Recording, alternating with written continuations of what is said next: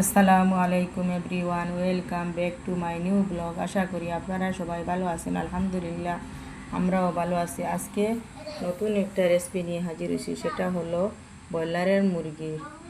মুরগিটা প্রথমে একটা পাত্রে ডালে নিয়েছি, তারপরে হলুদের গুঁড়া, মরিচের গুঁড়া, জিরার গুঁড়া, ধনিয়ার গুঁড়া, আদার পেস্ট, রসুনের পেস্ট, তেল, একটু সয়াবিন দিয়ে সবগুলো উপকরণ দিয়ে একটু সয়াবিন তেল দিয়ে মেখে নিতেছি।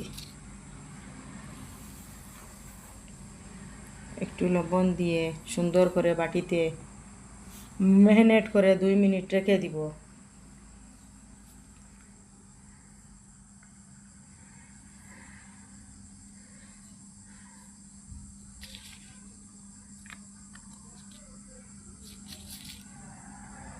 তারপরে ফ্রাই প্যানটা বেশে তেল দিয়েছি।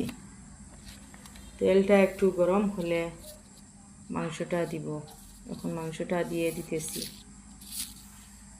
তোমরা যদি মনে করো আমি এটা তোমাদেরকে রেসিপি দেখাইতেছি, আমি রেসিপি দেখাই না। যদি তোমাদের পছন্দ হয় তাহলে দেখে নিও। আমি নিজের ঘরোয়া পরিবেশে ঘরে যেরকম রান্না করেন সেরকম রান্না করতেছি।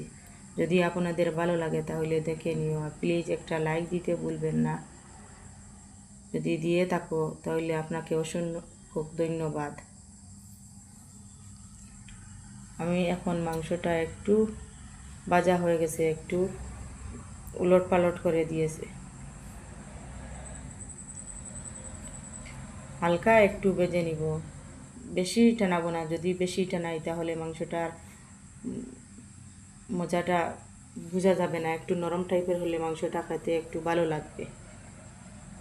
তারপর পরে একটা পাত্রে একটু মাংস ভাজা যেগুলো এগুলো উঠিয়ে নিয়েছি।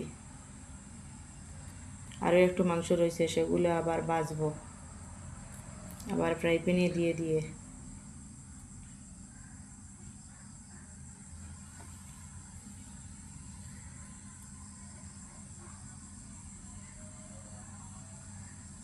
আবার মাংসটা উল্টে পাল্টে দিয়েছি।